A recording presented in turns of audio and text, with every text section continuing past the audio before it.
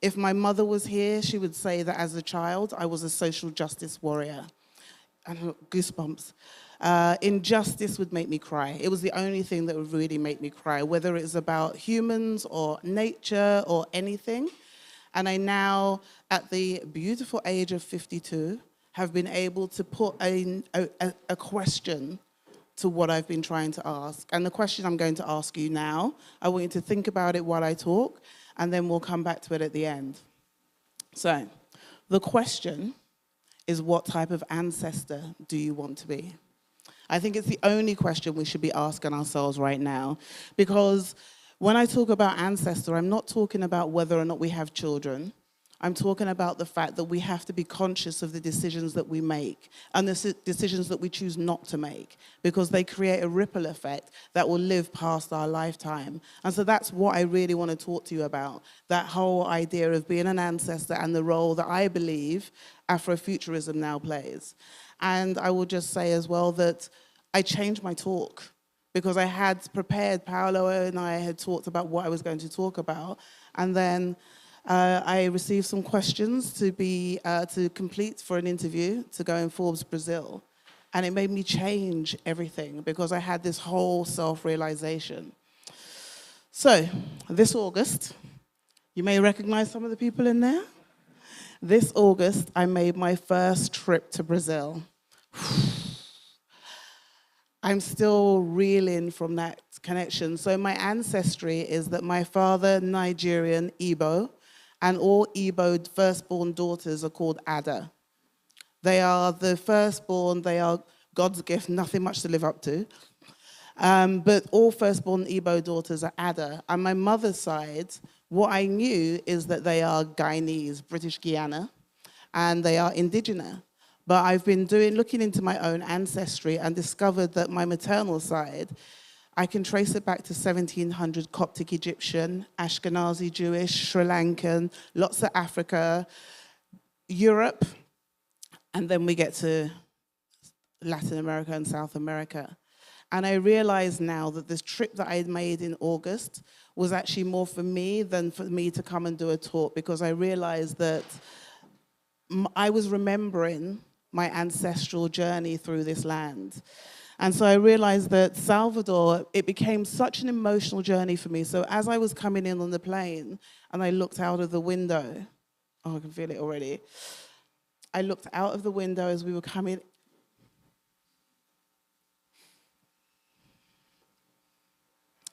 I looked out the window and I started to cry because I suddenly felt like I'm home.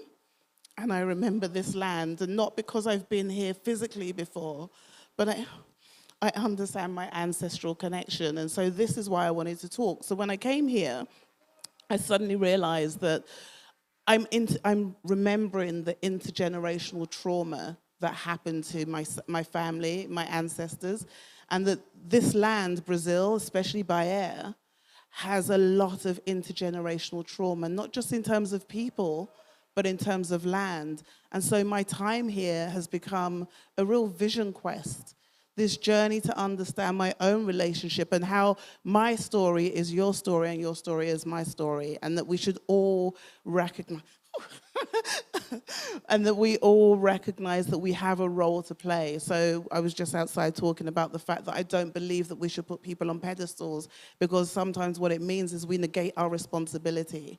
And so a lot of the work that I do now, it really came from recognizing that what I thought was happening is that we were looking for a new religion.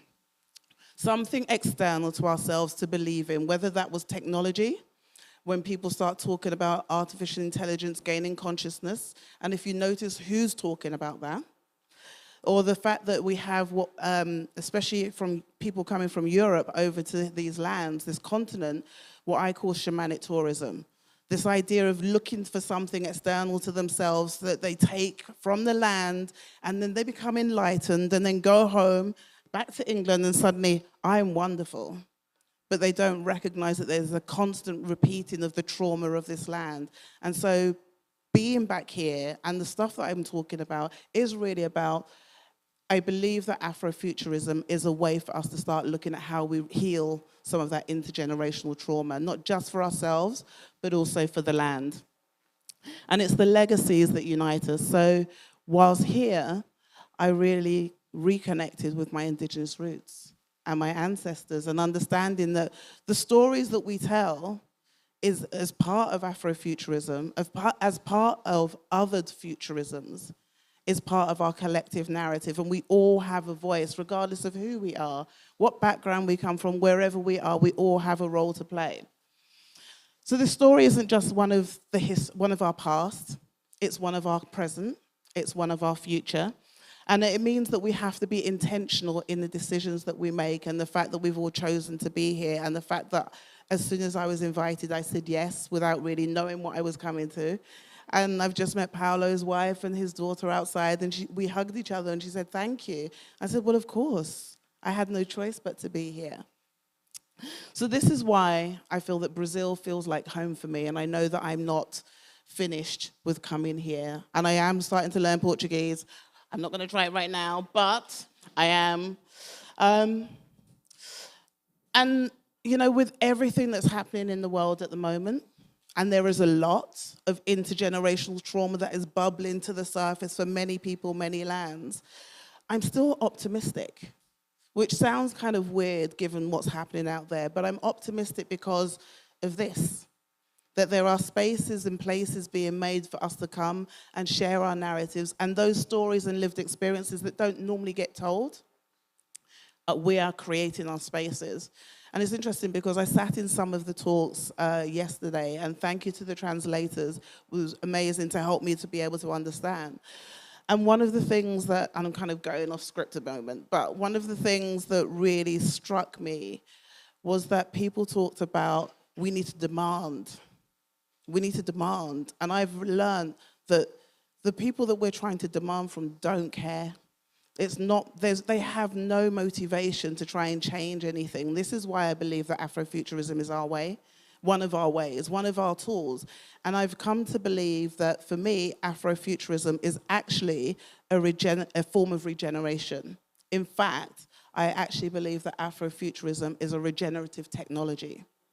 And the reason I say that is because I'm kind of jumping around with the slides. Oh, actually, I want to show you this. So this is I'm going to give you my definition of technology, but I want you to look at this. So this is an image of a mangrove, right? This is Bahia. This is Salvador. So when I talk about technology, what I'm talking about is not this. I've spent years mapping patterns that I saw in different worlds, in the worlds of shamanism and digital technologies and quantum mechanics. And I was raised Catholic, to believe in a God that I didn't see, that helped me understand my relationship with self, other, and my environment. Digital technology, whether AI, mobile phones, all of these things help us to do the same thing. Help us understand and navigate our relationship with self, other, and our environment. Shamanism, plant medicines, spirituality.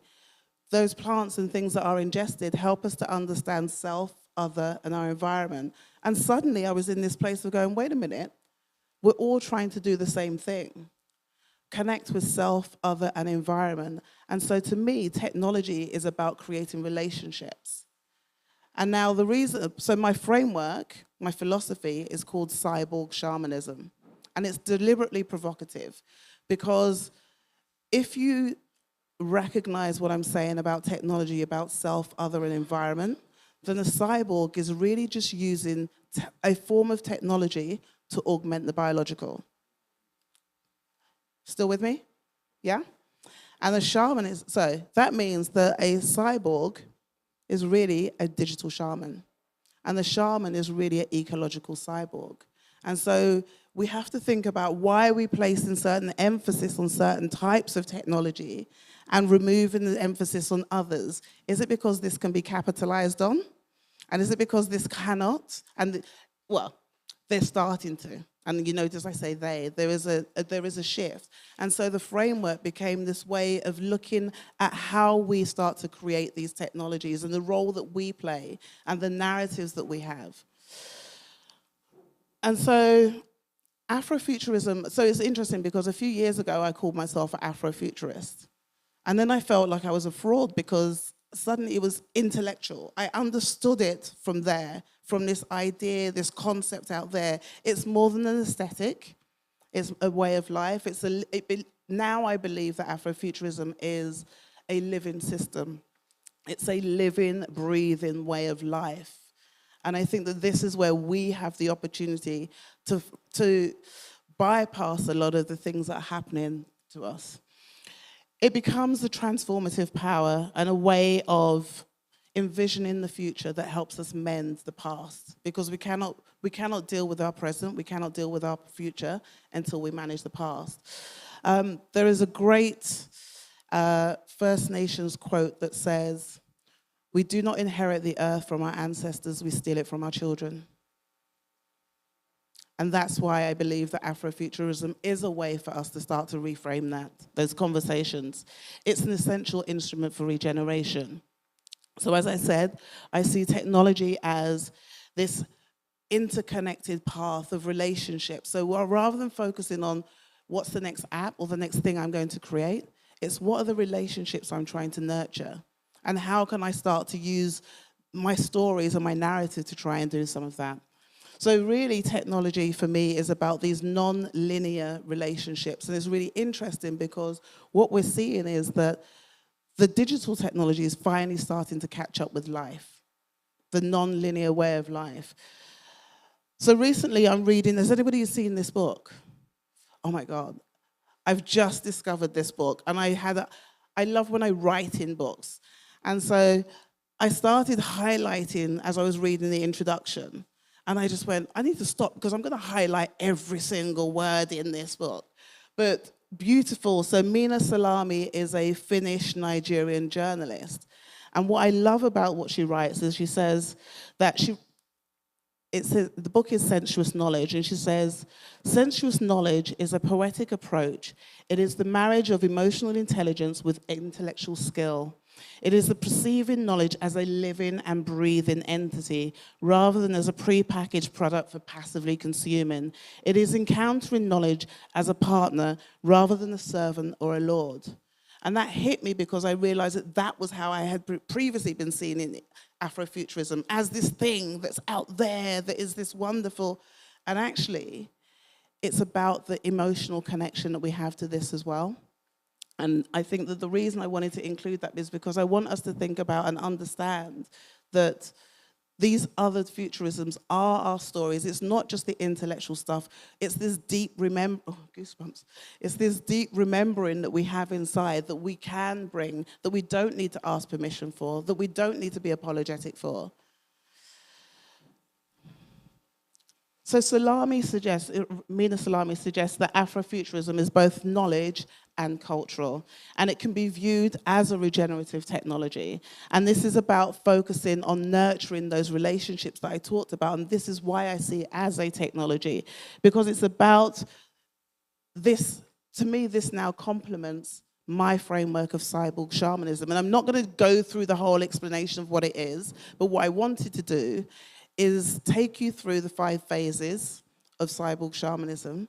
And I wanted to talk about why I believe that Afrofuturism is a regenerative technology and why these things are connected, because it's about us reclaiming that without what just popped into my head is, the other night I went to Afropunk. I have wanted to go to Afropunk for years. And you know, there's a thing, everything happens in the right time, in the right moment, in the right place.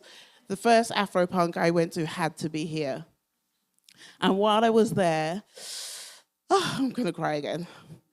While I was there, I was having such a great time. And then I realized I had this moment that I want to share with you, is that what I realized is that it was effortless to be here. It was is unapologetic. And this is why I believe that we have the right, we have the voice, we have the lived experience, we have the knowledge, the wisdom, the memories, those moments when something pops into our head and we go, oh, I don't know why I'm thinking about that. That is our ancestors. That's the knowledge that's coming through. Believe it. So for me, it was, I'm jumping around, but recognizing that this land is really about our identity, our individual and collective identities, our individual and collective stories, our individual and collective narratives. We come from peoples and places that created cultures and civilizations and economic systems, and we had technologies that were changed this world. But when we started to get to the Industrial Revolution, the agricultural revolution, and we started to try and commercialize everything and scale things, we forgot. And that's why I believe that we're in a window of opportunity right now. We had the pandemic, and as devastating as it was, I really believe that we needed that. We needed that pause because we were rushing ahead, developing new technologies without due care. What scares me is that last week, I think I was in Milan, and OpenAI decided to open the doors to allow any and everybody to create their own chatbots. It's a bit like the Brexit vote at home in England. We're opening the doors to people who don't understand the long-term implications, and we've got to a place where we have been developing technologies really quickly, short-term gains over longer-term decisions. And this is why I'm here, because I think that we are developing technologies that have been around for years. Does anybody know what this is? And I'm going to apologize because I'm going to butcher the pronunciation, but it's my Southeast London accent. That's what I'm going with. Yeah. So this is an image of Tenochtitlan. They are the chimpadas, and they were the floating gardens that helped them ensure that there was agriculture for all. This is the blueprint for blockchain technology. Blockchain technology is not really, remember, if it's about creating relationships, it was never about the digital stuff. Blockchain technology is a flatter structure that ensures that there's nodes of possibilities. We can trace the current technologies back to many ancient technologies, many ancient ways, and this is why I believe that Afrofuturism and the stuff that we've been talking about over the last couple of days is a deep remembering for many of us. This is why I feel it's really important to have these conversations, because it encourages us, and this is why I say that I am really optimistic, despite all the things that are happening, because we're sitting in this room in Salvador having a conference about Afrofuturism. Last week, I was in Milan at a conference with 1,500 digital marketers. I'm used to work in advertising, but 1,500 digital marketers, and the theme of the conference was regeneration. That gives me hope. They commissioned me to make a piece of sound art, which I will share later so you can access it. And what I did was I created a virtual reality experience that uses no headset, because the best virtual environment is our own imagination. And so I created this soundscape that takes you on a journey to understand our relationship with electronic waste and technology. We are storytellers. The purpose of a storyteller is not to tell you how to think, but to give you questions to think upon. I never get up on a stage and say I'm an expert. The measure of success for me from doing any talk, any event, is that you leave with more questions than answers, because it means that something stuck. And it took the pandemic, this is our North Star and this is what we should be aiming for. Suddenly, we all star and this is what we should be aiming for. Suddenly, we all went, I was going to swear and I won't swear. It's BS. And we've realized that actually there is something else. And so suddenly, people were coming to me going, that weird thing that you were talking about, that cyborg shamanism thingamajig, can you come and talk to us about it? So it's really interesting because in the last 18 months, I've been speaking at big global banks. And they call me in and go, we want you to provoke us because we want you to make us uncomfortable because we know that there is something other and we just don't know how to get there. So the framework, and I think I said it when I was filling the questionnaire, it came to me in dreams. So I see it as a deep remembering. I don't say that I created it, I just remembered it and I've put a language to it. But there's 5 phases: leave, breathe, grow, flow, and ground. So leave. The first phase is leave. We spend billions trying to redefine problems, and it tends to be top down, going, oh, this is what the problem is. I can tell you what the problem is down there. And everybody else becomes a research subject. So rather than redefining the problem, let's look at the values that we need. What are the values that, if we say that we want the world that we really want and truly believe, then what are the values? The first value is regeneration. Because regeneration is all of our responsibility.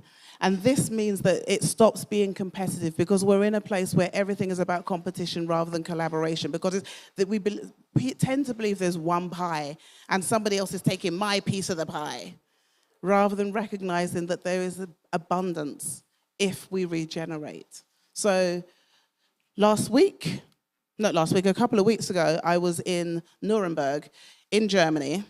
Really interesting place.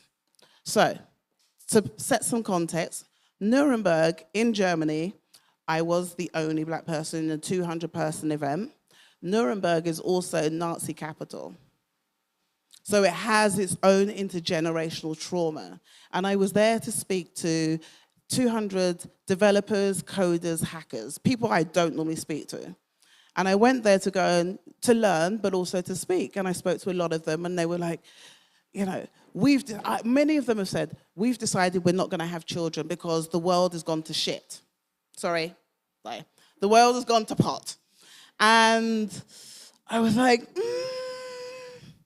But you are developing and coding and scaling the technologies that is making the planet broken. So maybe if you put regeneration at the core of what you were doing, maybe you would make a different decision, and maybe you would have kids. So I asked them, what type of ancestor do you want to be? Because they're coming at it from a different perspective. This is why I believe that we have a head start on this, because we know this. We come from peoples that know this. We come from places that remember this. Other people are having to go, oh, I'm not sure. I'm making decisions to negate my responsibility to the world while still developing stuff. In the summer, I was at a conference in the south of France with a load of tech entrepreneurs and VCs, and we spent 3 days talking about the ethics of artificial intelligence. And I go, oh, yeah, we need to create these new things. It's going to be wonderful, blah, blah, blah. And I went, I just want a point of order. Most of you have made your money from platforms that you know are broken, and yet you're wasting my time in here spending 3 days talking about the ethics of artificial intelligence. Change your behavior. Don't waste my time talking about stuff that you're never going to change, because this is all about ego. I call it the myth of the ego, because the link between colonialism, capitalism, and climate change is the ego. Because you will have people go, I've become vegan to save the planet, and yet will fly to Bali to go and do a yoga retreat because it makes them feel better than somebody doing it in Salvador. Ego, right? If we don't take responsibility and recognize that we are part of the problem and we have control, and we don't need to ask anybody else for permission, we don't need to demand anything, this is why I believe that Afrofuturism is a regenerative technology. So the first phase, leave. New values. The first one, regeneration. The second, breathe. What are the things that are holding us in tension, making us hold our breath? I never realized that I was holding my breath until I started working for myself, because I was in this place of just doing. And the minute I had to pause to think, I was like, oh my God, there's other space in my brain. And so this is where ego comes in. Because we have to face up to the fact that we've all got an ego. None of us are Buddha. I'm sitting up here in an orange dress and a headdress, right? I've got an ego. That's okay. But there's a difference between having an ego and narcissism. There's a difference between having an ego and thinking about the way we make decisions. And the things that we choose to invest in, the things we choose to scale, the perspective we have on life. So breathe, the first thing for me, look at where our ego comes into play. Because if we get angry because somebody's not acting in the way that we want or responding to the way that we want, that's our ego, because this is about control. One of the things that I heard the other day that really rocked me, and I used to be a people pleaser. People pleasing is manipulation with a smile. We have to look at where our ego comes into things, and it stops us from making the decisions that we really need to make. So Afrofuturism is really, it's not about the aesthetic. It's not about the looks good, this outfit, this all of this thing. It's the lifestyle, it's the ethics, it's the things that are underneath. It's the things that hit us here. It's why I keep getting goosebumps when I'm talking. I'm not intellectualizing it anymore. It's the stuff that comes from within, and we have to trust our own judgment and trust our narratives. There's a program that I was a part of a few years ago. Sorry, the reason I close my eyes is because I'm also borderline autistic, and sometimes there's too much going on, and I need to focus. So it's not that I'm about to fall asleep, it's just that there's a lot going. But I remember this quote that there's a program by Google that is called #IamRemarkable. And I became, this was in 2016, I became one of the faces. I did this whole campaign with them. And one of the things that struck me is, it's not bragging if it's based on fact. We are beautiful people. God damn it, I saw a lot of us the other night. We are beautiful people. It is a fact. Never let anybody dull our shine. Never let anybody give us the gift of insecurity, because if they turned up at your door with a present and go, here you go, insecurity. No. So Afrofuturism is ours. It's our story. It's our lived truth. It's our lived experience. This is why I believe it's regenerative. So I was, a couple of weeks ago, speaking with, I love going for hikes. So my first time here, I went in, rather than coming into the city, I went to, again, butchering the pronunciation, but I went to Chapada Diamantina. I went and spent a week in Val de Capao, because I said, if I want to talk about regeneration, I have to put my feet on the ground. I have to understand the land. I have to connect with it before I feel like I have any right to ask any question or talk about regeneration. So I wanted to understand what regeneration means and how it happens in nature. So I spoke to a friend of mine who works in water conservation, and I said, what happens in regeneration? And he said, well, first in regeneration, we need to create the right conditions. And so we have these things called social engineers, and we have foundational species. That means that if the foundation is right, everything else can grow. Afrofuturism is a foundation. It's a foundational species, because if we create, like Paolo and everybody else has done this, we have created an environment, all of us by being here, have created an environment for things to grow. We just need to make the choice. So this is why I believe that it's about regeneration. The next one is grow. This is about understanding the tools, technologies, rituals, behaviors that we need to make the first two true. The new values and the things that are make us going to go, oh, exhale.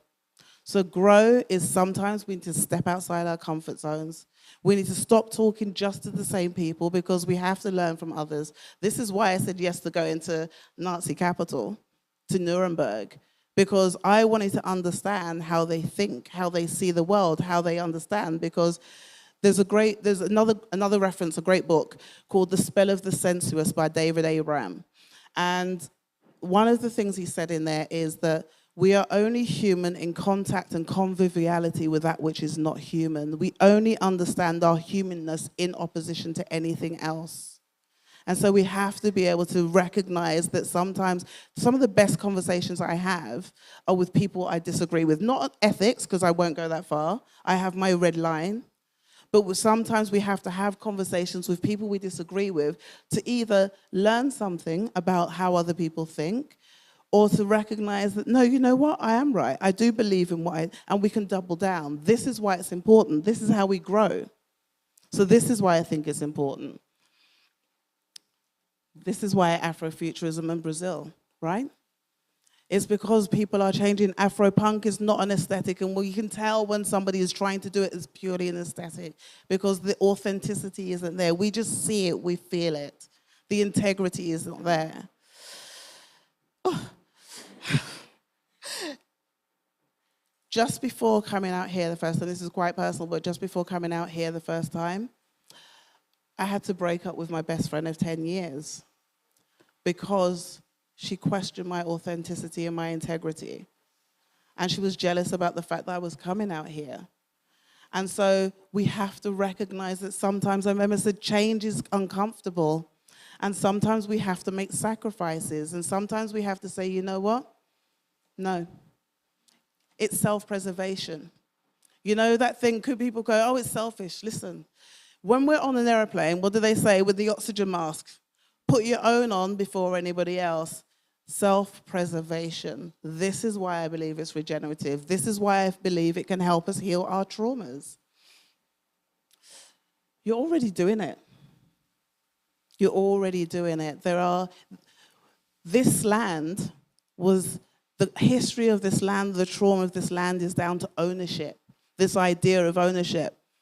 I've always had a problem with that sense of ownership of land.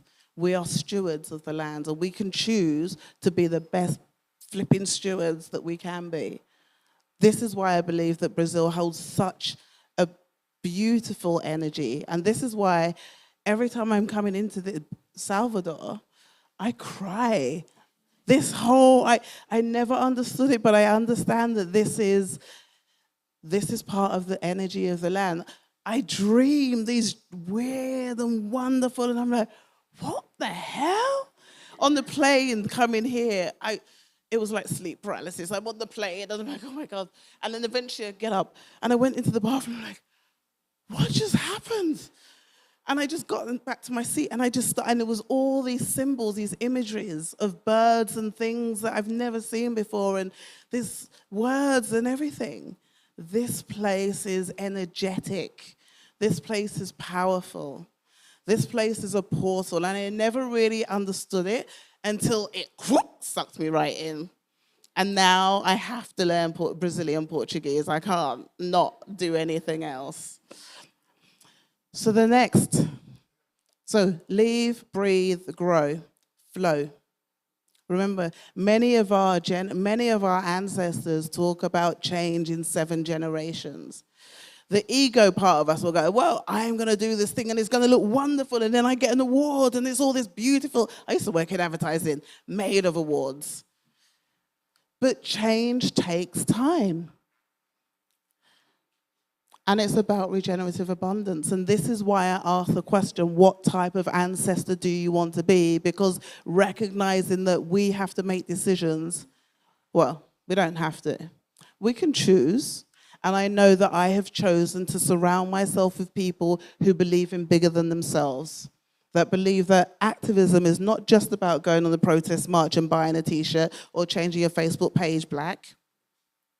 It's about believing in something bigger than yourself that isn't just about you or how it impacts you or yours or others. I've been in rooms where there are lots of cis white men who are the boards, the chairs of boards and what have you, and I say, right, I've got a question for you. How many of you say you're feminist? Yes. How many of you say you're feminist because you have daughters? Yes. I went, you're not feminist. Because you're making a decision based on how it affects you and yours. If you're going to do it, you do it because it's the right thing to do. Not because, because I've got daughters and I want the world to be better for them. Yeah, okay, that can be part of it, but that cannot be the only reason, because now you are only making a decision based on how it impacts you and yours, and it's conditional. And again, people are centering things on how it impacts them. No, I reject that. I stopped doing talks about being a black woman in tech, a black woman in advertising. I've got much more to say. Sometimes you can't shut me up. But I'm not going to be the person that you want me to be. I am going to be unapologetically myself. I am the chair, for the last 3 years, I have been the chair of Mental Health First Aid England. It's a social enterprise that trains people to be mental health and suicide first aiders. During the first few years of the pandemic, we trained 450,000 people to be mental health first aiders. My remit, anti-racism, the impact that racism has on mental health and well-being, and menopause, because this is why I got my notes here, because sometimes it just sucks things out of your brain and you're like, what? I don't even remember my own name. So the first 3 years, that was it. That was what I was doing. I'm now doing my second, they asked me to do a second term, another 3 years. And I have decided that my remit is going to be the impact that technology and nature and climate crisis has on our mental health and well-being, because it is messing people up. And this is also why I believe that Afrofuturism and the things that we've talked about over the last day or so is part of this narrative. So remember I said that we all have choices to make and we shouldn't put people on pedestals? Remember the question I asked you at the beginning, what type of ancestor do you want to be? So normally I would say that I wouldn't fly this far just to be here for a week, because I think about all the other impacts of that. But what I've done, has anybody heard of this organization? 1% for the planet. I have pledged and I've signed up. I give 1% of all of my profits to this organization, to the planet. And it means that this is before any deductions, 1% goes to the planet, and I now get to choose which organizations that money goes to. I have pledged that my money, that 1%, goes to organizations in the global south that are about regeneration. Every year, every time I make money, that's what I'm doing. Because we have a choice. This is how every choice that I make is about being a good ancestor. Every choice that I make is about now understanding that cyborg shamanism, my whole life, everything that we're doing is Afrofuturism. I didn't realize that until your questions. I didn't recognize that. That it's not this intellectual thing, it's that sensual knowledge that Mina Salami talks about. It's recognizing the impact that the digital and the emotional and the technological, all of these things come together.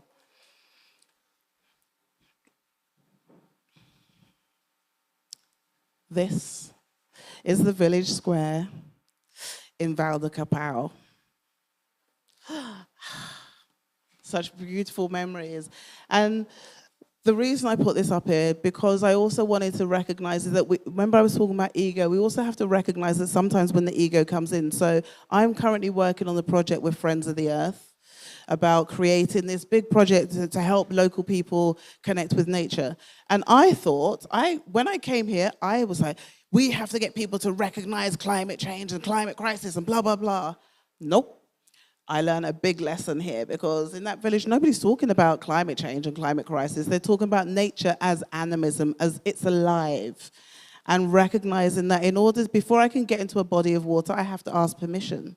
And I recognizing that when I'm in a bad mood, I should not be getting in that water. And I know this makes sense, because no matter how many times I've cooked my favorite meal, if I'm in a bad mood, it's not going to come out well.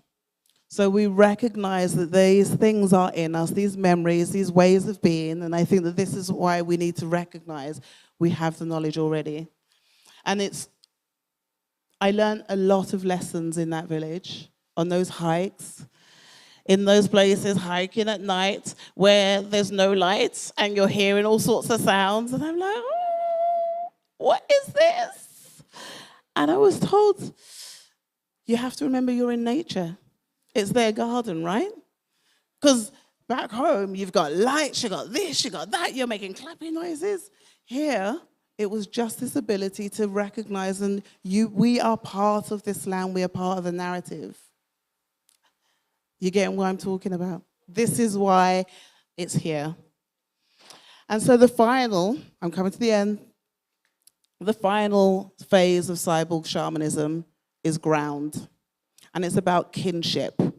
It's about recognizing that we're not on this pedestal, that this planet is not here for us humans, but it's about making kinship with all others, the human and the more than human.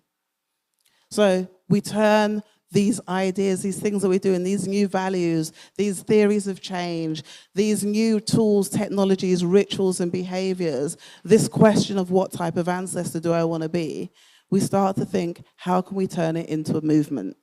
How do we make sure that we are bringing everybody on as part of the journey? Not from our perspective of top down going, this is what we're saying, but what Paolo and everybody else has done here. By having different voices, different lived experiences, different ways of being, to share and to learn and grow from each other.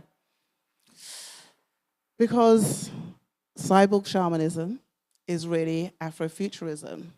Oh, you recognize the image, yeah, right? We are part of this. We cannot escape it as much as we try, and this is about remembering we're in an opportunity. I believe that we have a window of opportunity right now that sadly is closing. It's getting smaller and smaller because people are reverting back to type after this pandemic.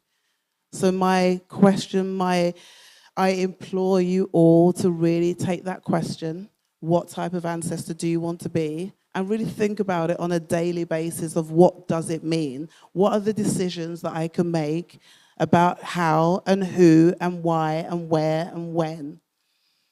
Because as I said, we don't inherit the earth from our ancestors, we steal it from our children. If we're going to be good ancestors, we want to make sure that we're not doing that. Because the planet will still be here, we may not.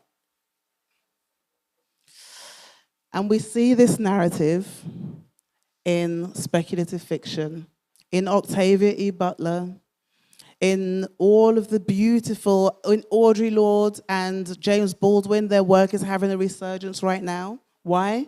Because they wrote about this stuff back then. Octavia E. Butler was writing books in the 80s that now we're looking at and going, has anyone read The Parable of the Sower? If you haven't, read the book. Because one of the quotes that she says is, all that you touch, you change. All that you change, changes you. So I want to leave you with that thought about what type of ancestor you want to be and recognize that we are part of this. We have the right, we have the responsibility, and we do not have to ask permission. Thank you.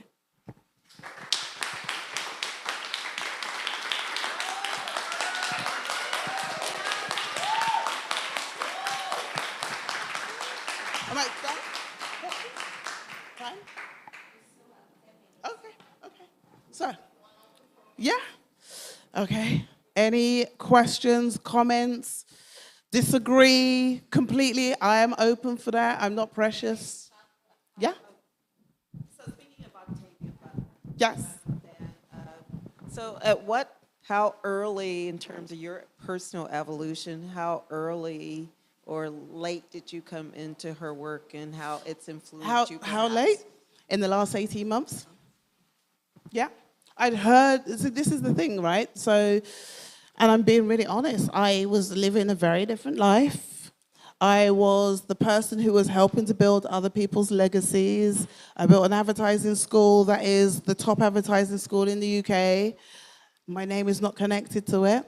I worked for Telefonica and I built their digital technology accelerator program in the UK. My name is not connected to it. And I realized, I was like, someday somebody's gonna recognize and pay me my worth. I just need to, I keep going. And suddenly it was like, well, hold on, no, that's never gonna happen. So I needed to change. I needed to recognize this. A lot of Audre Lorde's work really influenced me first because, and I'm gonna try and paraphrase, but there's one of her quotes that's, so one of the things that most people don't know about me is that I get really bad stage fright. I've been public speaking for about 15 years and I get really bad stage fright. And a lot of it also came from the fact that I was trying to show up as who I thought the audience wanted. And now I am authentically myself, closing my eyes and trying not to swear and all the other bits. And it's that one of her quotes around, the more I'm in my vision, my purpose, the less and less it matters if I'm afraid. So you were with me at lunch. I couldn't eat. I was hyperventilating. I'm like, no, I can't touch any food. I can't do anything until later.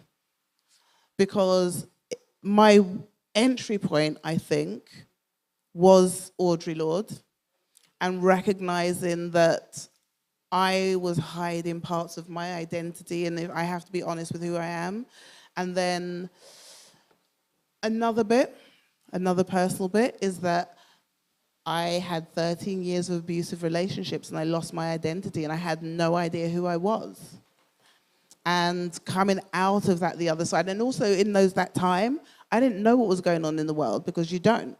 And so losing that identity, this is why I do the work that I do now, because it's about understanding my identity is valid. So I will always look into the eyes of people who live on the streets. I may not be able to donate, but I make sure that I see the human. And that's what's important. And that's how I then started to look at Octavia E. Butler and all the other bits and pieces and all the other books, because I was starting to recognize where my narrative is their narrative. So definitely Parable of the Sower.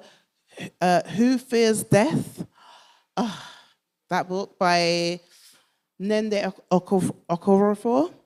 Honestly, I was walking down the road reading the book. It's such a beautiful book. So go to the speculative fiction because it's really about the past, but it's also about the present. Thank you. Anybody else? Alguém mais tem alguma pergunta? A gente pode ser em português também.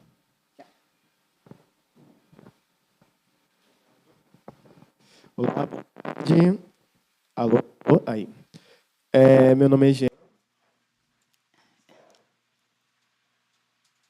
Can you hear me, please? Just good. So, my name is Jean. Good afternoon, everybody. My name is Jean. First of all, I would like to state that I'm very happy to see that the majority of people here are women. It's a minority men. That makes me happy. That makes me happy. And I would like to state and ask me, if, since I am bothered by seeing the necessity of young Black people from the peripheries of regions where I come from, for example, having contact with Afrofuturism and all of its universe. How can I get and start interventions in which this community may be moved in that sense, trying to organize themselves with this goal?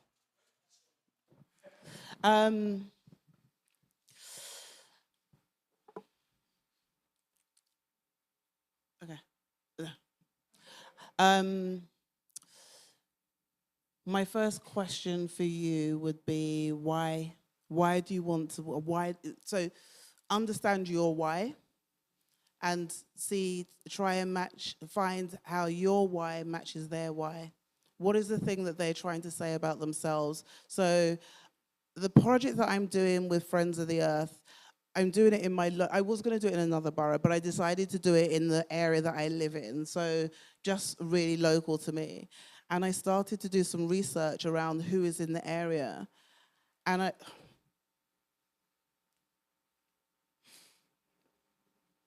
I realized that 20% of the people who live in my area do not qualify for social benefits. They're registered as unemployed, but they don't qualify for social benefits, so they have no money, no income. So how are their voices heard? What are the things that they aspire to? What is the things, because I was going, I need to teach them about climate crisis, when that's not what they need. Go in and ask, don't go in and tell. And listen, and be prepared that sometimes the things that you're going to hear, you may fundamentally disagree with, but that's their reality. They need to be able to express their voices first before you go in and say, I'm going to do this, I want to help you, because everything else will come from that. There is a toolkit that I use, which I think is beautiful, and it's called Beautiful Trouble. And it's a website and a deck of cards, and it is strategies, methodologies, and tactics of activism from the global south.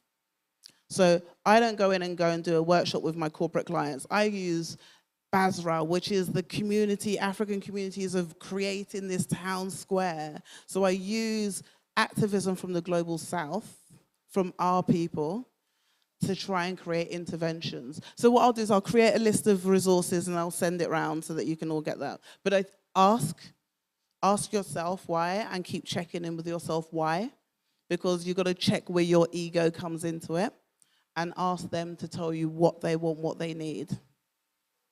Is that helpful? Yeah. Hello. Hello. Sorry. Hello, everybody. I was listening for your question, brother, and it reminds something that I'd like, a question that I'd like to share with you. It's about how all these new technologies AR, VR, metaverse can help our people to, to make things different. So what I would like to say is that I'm black, I'm Brazilian. Um, I love music, but You love? completely music. Okay. I love music. But I think completely, I have no gift. I mean, I could never be a musician. You have a gift. We all have gifts. I'm black, and I'm not a very good dancer. That's the best gift as far as I'm concerned. I'm black, and I'm lazy. I'm not a very sportive guy. And when you say about the place that are allowed for black people, you can be a musician, you can be a rap, you can make samba, it's nice. You can be a football player or whatever. But I think that there's place that are left for us that say, okay, you are good for that, so that's your stuff, blah, blah, blah. And when the new technology arrives, I'm not an artist. I started to work with AI 1 year ago, and now there are people buying the things that I'm doing, and I'm not an artist. I say, oh my God, it's the free, we can have access to this technology for free. You need a computer or a smartphone.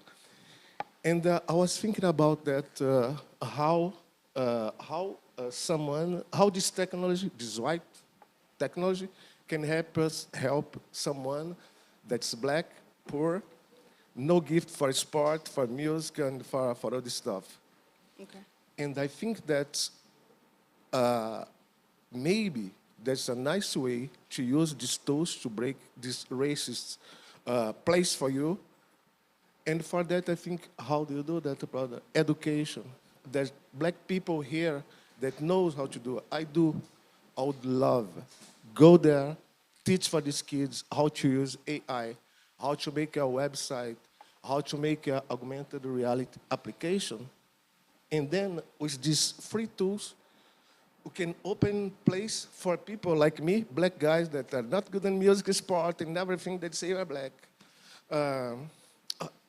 Okay. It's a more observation, but it's a question. What do you think about that? We use these tools, white men's tools, that are free to make these kids to do something else. I'm going to ask permission to be very direct with you. You're not lazy. It's just the motivation, because you turned up here, so that's not laziness. You've asked a question. You and I have been talking since we've arrived here over the last couple of days, so you're not lazy. So we have to stop giving ourselves these negative labels, because that's what's keeping us down. No, listen, this is why I said we need to stop asking permission, because you started by saying, I'm lazy, I'm this, I'm that. No, you're not. You're sitting at the front.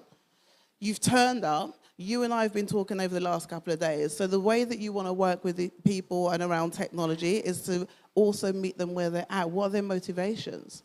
Because we can't go in and go, I used to work with some technology firms that were startup. One of them was, it was a farming app. I think it was called iFarm, but it was a farming app, and they were working with, I hate the language, but they talked about the developing underdeveloped, and you cannot talk to me using the language of the colonizer and tell me that you're trying to do good. No.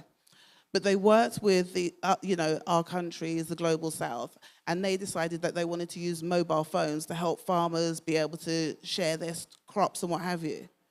Silicon Valley bros, what did they do? They went in with smartphones when the infrastructure doesn't exist. And suddenly they realized, sugar, it doesn't work. So we have to recognize that just as you're calling yourself lazy, there are other people calling themselves things that is not right, not fair. The motivation that was for you to come here, what's the motivation for them to show up? What are the things that they show up for? There's an exercise that I do with clients and with people sometimes, which is, the other thing is I'm a coach. And one of the things is I try and get people to remember their values. Because if you can get people to remember their values, that's the start of everything. So the quickest way to do it, and I will tell you how to do it rather than do it, because I know we've only got like a minute, is you give people, you say, I want you to write down 10 characteristics that you value, and I'm going to give you 30 seconds. And I don't want you to filter. If it pops into your head, write it down. So it could be love, compassion, honor, blah, blah, blah, blah, blah. But you just write it down. You need to get to 10.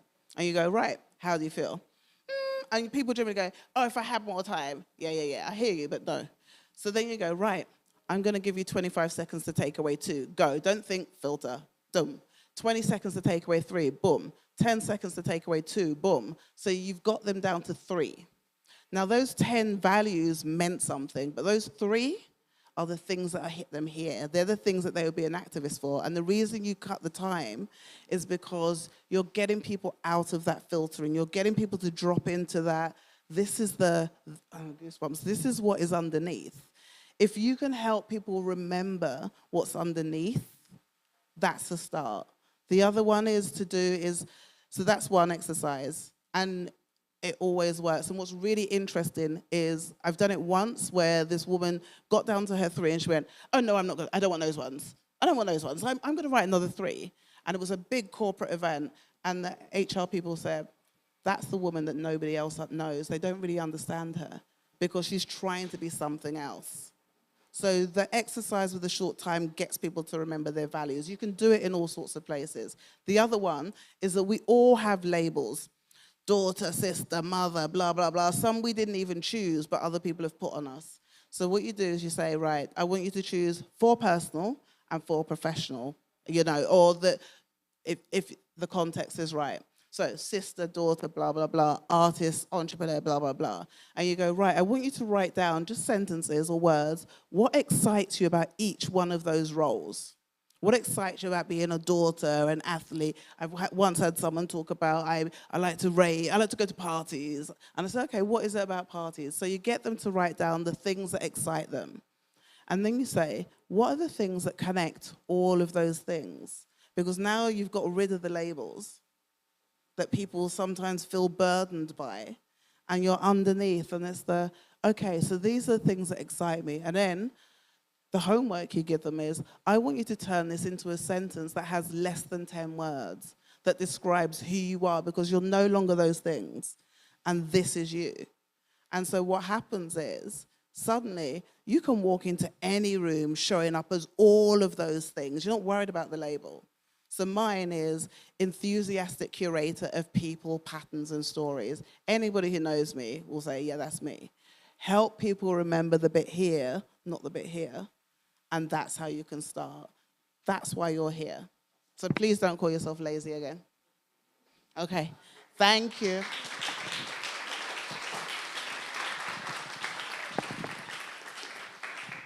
I'm gonna make a list of resources and things, and then I'll send it to the team so that you can look for them. And if anybody ever wants to talk to me, just reach out. I'm more than happy to speak to you or email or what have you. Thank you all. Thank you so much.